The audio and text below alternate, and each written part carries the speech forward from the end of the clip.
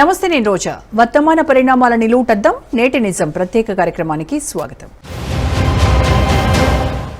ఇప్పుడు దేశంలో మోడీ హవా కొనసాగుతోంది. ప్రపంచంలో భారతదేశ పేరు ప్రఖ్యాతలకు విలువ పెరిగింది. ఇండియాకు బ్రాండ్ వాల్యూ అనేది మరింత లోతైన ముద్రగా మారుతోంది. మూడోసారి పగ్గాలు చేపట్టిన నరేంద్ర మోడీ 3.0 అనే టెక్నికల్ కోడ్ లాంగ్వేజ్ ద్వారా ఆయన ఇమేజ్కు మరింత పాపులారిటీ తీసుకురావాలని కొత్త ప్రయత్నం జరుగుతోంది. పహల్గాంలో హిందువుల ఊచకోత తర్వాత దేశంలో పరిస్థితులు మారుతున్న వైనాన్ని సరిగ్గా మదింపు వేస్తున్న బీజేపీ నేతలు మోడీని ఓ సరికొత్త ఇమేజ్ తొడగాలని భావిస్తున్నారట. మరి పహల్గాం తర్వాత దేశంలో మారుతున్న ఆలోచన విధానం ఏంటి? దాన్ని బీజేపీకి అనుకూలంగా ఎలా ఉపయోగించుకోవాలని కాషాయ దళం స్కెచ్ వేస్తోంది.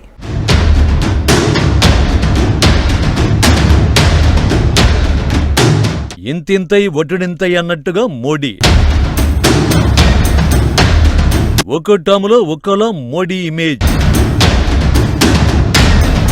థర్డ్ టర్ములో వినూత్నంగా ప్రచార ఎత్తున భారత రాజకీయాలను సరిగ్గా పోల్చుకుని అర్థం చేసుకోవడానికి జాతీయ విశ్లేషకులు ఇప్పుడు మోడీకి ముందు మోడీ తర్వాత అనే సూత్రీకరణను తెరమీదకు తెస్తున్నారు. 2014 ముందు దేశాభివృద్ధి ఎలా ఉండేది, 2014 తర్వాత ఎలా కొత్త పొంతలు తొక్కుతోంది అనేది జనంలోకి తీసుకువెళ్లే ప్రయత్నాన్ని బీజేపీ నేతలు భారీ ఎత్తున తలపెట్టారు. అయితే ఇందుకోసం ప్రయత్నాలు ఎలా ఉండాలి, ఏ అంశాలను ఎంచుకోవాలి అనే ఆలోచన సాగుతున్న క్రమంలోనే ఏప్రిల్ 22న పహల్గాంలో హిందువులపై దారుణమైన హత్యాకాండ చోటు చేసుకుంది.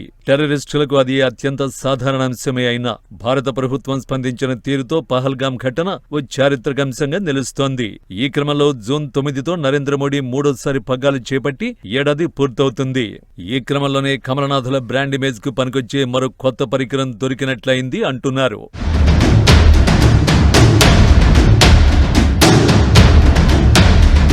ప్రధానమంత్రి నరేంద్ర మోడీ నేతృత్వంలోని ఎన్డీఏ ప్రభుత్వం మూడో టర్ములో ఓ సంవత్సరం పూర్తి చేసుకుంటోంది. ఈ సందర్భాన్ని పురస్కరించుకుని బీజేపీ దేశవ్యాప్తంగా భారీ ప్రచార కార్యక్రమానికి సన్నద్ధమవుతోంది. జూన్ 9 నాడు మోడీ 3.0 ప్రభుత్వం ఓ సంవత్సరం పూర్తి చేసుకుంటున్న క్రమంలో పార్టీ నాయకత్వం, కేంద్ర మంత్రులు, ఎంపీలతో కలిసి పార్టీ భారీ ఎత్తున పాదయాత్రలకు ప్లాన్ చేస్తున్నారు. మహాజన్ సంపర్క్ అభియాన్ అనే కార్యక్రమం ద్వారా దేశంలోని అనేక వర్గాల ప్రజలతో మమేకమవడానికి స్కెచ్ వేస్తున్నారు. ఈ కార్యక్రమంలో ఆపరేషన్ సింధూర్ విజయం, కులగణన నిర్ణయం, అలాగే బీజేపీ ఆధ్వర్యంలో తీసుకొచ్చిన ఇతర సామాజిక, ఆర్థిక సంస్కరణల్ని ప్రజలకు వివరించడమే లక్ష్యంగా పెట్టుకున్నారట.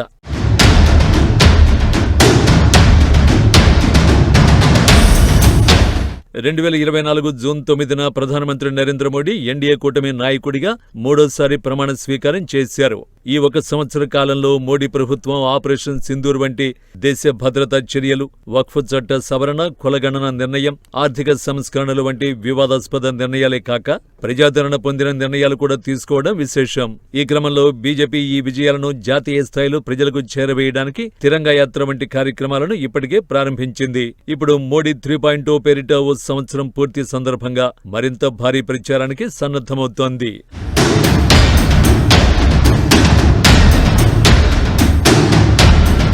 మోడీ మూడో టర్మ్లో ఆపరేషన్ సింధూర్ దేశ భద్రతా విధానంలో కీలక మైలురాయిగా నిలిచింది. ఏప్రిల్ 22న జమ్మూ కశ్మీర్లోని పహల్గాంలో మొత్తమౌఢ్యం తలకెక్కిన ఉగ్రవాదులు జరిపిన దాడిలో 26 మంది హిందువులు మరణించిన సంఘటనకు ప్రతీకారంగా మే 7న భారత సైన్యం పాకిస్తాన్తో పాటు పాక్ ఆక్రమిత కశ్మీర్లోని 9 ఉగ్రవాద స్థావరాలపై ఖచ్చితమైన దాడులు చేసింది. ఈ ఆపరేషన్లో 100 మందికి పైగా ఉగ్రవాదులు హతమైనట్లు నివేదికలు పేర్కొంటున్నాయి. ఈ దాడి ఎంత బలమైందనే అంశాన్ని భారత్లోని విపక్షాలు శంకిస్తుండగా పాకిస్తాన్ పెద్దలు మాత్రం స్వయంగా అనేక వేదికల మీద బహిరంగంగానే చెప్పడం విశేషం. పాక్ చట్టసభలో సైతం అన్ని పార్టీలు కూడా భారత్ చేసిన దాడుల తీవ్రత గురించి చెప్పడం బీజేపీ ఇమేజ్ను బిల్డప్ చేస్తోంది.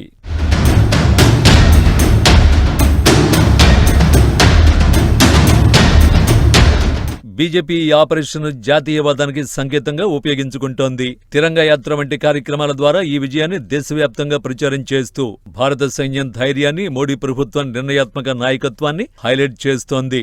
మే 13 నుండి 23 వరకు జరిగిన తిరంగా యాత్రలో బీజేపీ కార్యకర్తలు, నాయకులు ప్రజలతో నేరుగా సంప్రదించి ఈ ఆపరేషన్ ద్వారా భారతదేశం ఉగ్రవాదంపై గట్టి వైఖరి తీసుకుందని చెప్పకనే చెప్పే ప్రయత్నం చేశారు.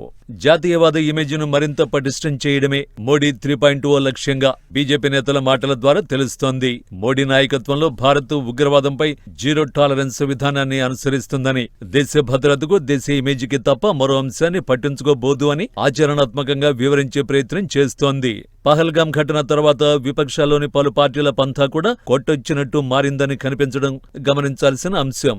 ఎంఐఎం అధినేత అసదుద్దీన్ ఓవైసీ తన పార్టీ వైఖరిని గణనీయంగా మార్చుకోవడాన్ని ఉదాహరణగా చెబుతున్నారు. మోడీని, బీజేపీని వ్యతిరేకించే క్రమంలో ఎప్పుడూ భారత వ్యతిరేక వైఖరి అనుసరిస్తున్నట్టుగా కనిపించే ఓవైసీ పహల్గాం ఘటన తర్వాత మాత్రం పాకిస్తాన్ విషయంలో అవుట్ రైట్ గా తన పంథా మార్చుకోవడం దేశ ప్రజల ఆలోచనలో వస్తున్న మార్పునకు సంకేతంగా భావించాల్సి ఉంటుంది.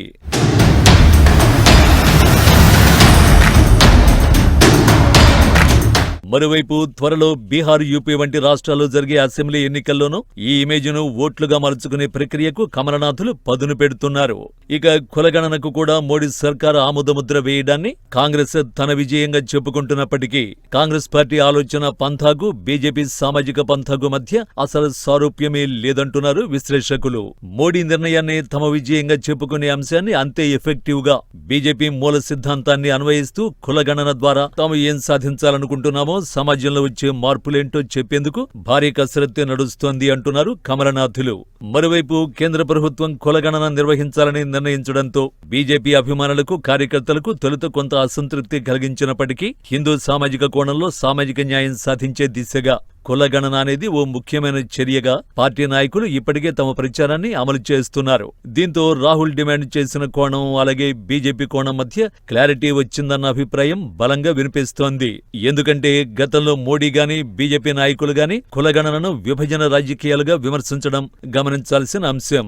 ఇప్పుడు ఈ నిర్ణయాన్ని సమర్థించడానికి వెనుకబడిన సామాజిక వర్గాల సామాజిక, ఆర్థిక శ్రేయస్సు ఎలా మెరుగుపడుతుందో వివరించే ప్రయత్నం చేసేందుకు బీజేపీ ఓ అవకాశంగా ఎంచుకుంది అంటున్నారు. ఈ వ్యూహం ద్వారా బీజేపీ తన సంప్రదాయ ఓటు బ్యాంకును కాపాడుకోవడంతో పాటు వెనుకబడిన కులాలు, షెడ్యూల్డ్ కులాల అదనపు ఓట్లను ఆకర్షించే ప్రయత్నం చేస్తోంది అంటున్నారు.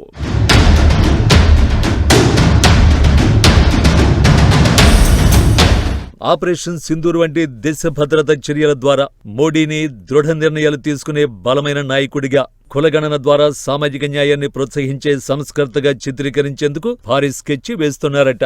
బీహార్, యూపీ వంటి రాష్ట్రాల్లో కుల రాజకీయాలే ముఖ్యమైన పాత్ర పోషిస్తాయి. కాబట్టి కులగణన నిర్ణయాన్ని సమర్థించడం ద్వారా అలాంటి అన్ని వర్గాల ఓట్లు ఆకర్షించాలని భావిస్తున్నారు. మరోవైపు కాంగ్రెస్ వంటి పార్టీలు ఆపరేషన్ సింధూర్ను రాజకీయ లబ్ధి కోసం వాడుకుంటున్నారని ఆరోపిస్తున్నాయి.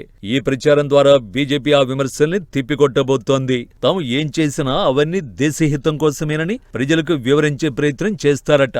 ఇక కమలదళం ఈ ప్రచారంలో డిజిటల్ గ్రాస్ రూట్ వ్యూహాలను సమన్వయం చేస్తోంది. సోషల్ మీడియా ఇన్ఫ్లుయెన్సర్లను ఉపయోగించి యువతను ఆకర్షించడం, పత్రికా సమావేశాల ద్వారా మీడియా దృష్టిని ఆకర్షించడం, పాదయాత్రల ద్వారా గ్రామీణ ప్రాంతాల్లోని ప్రజలతో నేరుగా సంప్రదించడం వంటి వ్యూహాలు ఈ కార్యక్రమంలో భాగంగా ఉన్నాయి. మోడీ మూడోసారి 1 సంవత్సరం పూర్తి చేసుకుంటున్న సందర్భంగా బీజేపీ చేపడుతున్న ఈ భారీ ప్రచారం ఆ పార్టీకి ఎంతవరకు లబ్ధి చేకూరుస్తుందో రాబోయే ఎన్నికలే నిర్ణయిస్తాయి.